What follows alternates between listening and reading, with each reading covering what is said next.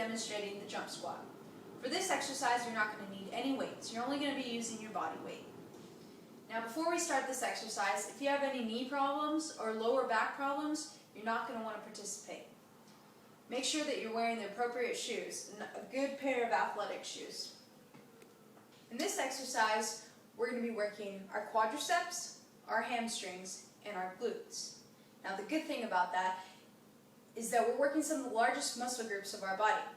So, not only are we going to be increasing our lower body strength, but we're also going to be burning a lot of calories, which is always a good thing.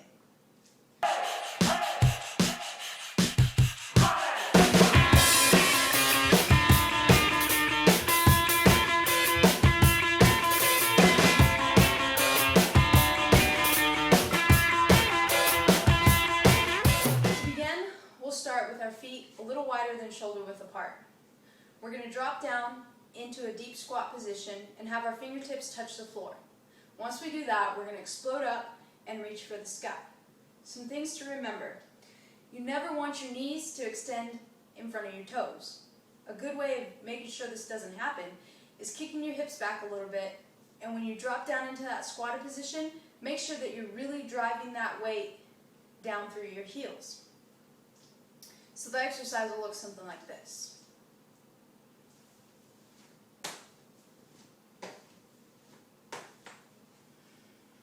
Remember, land nice and soft on your knees and never land flat-footed. There's a couple ways that you can do this. If you'd like, you can start off with your feet a little closer together, or you can take a wider stance with your toes pointed out. The exercise will be executed in the same manner. A couple of modifications that you can make to this. If exploding up and reaching up is a little too hard for you, what you can do is have your arms out in front of you, hold them out there for balance, and when you explode up, just drop them down to your side. That'll look something like this.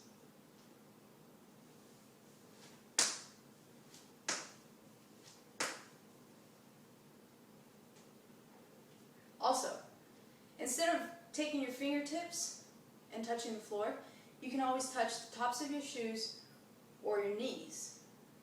That's going to decrease the intensity of the exercise for you. Always remember, never let your knees extend past your toes, and keep a nice soft landing.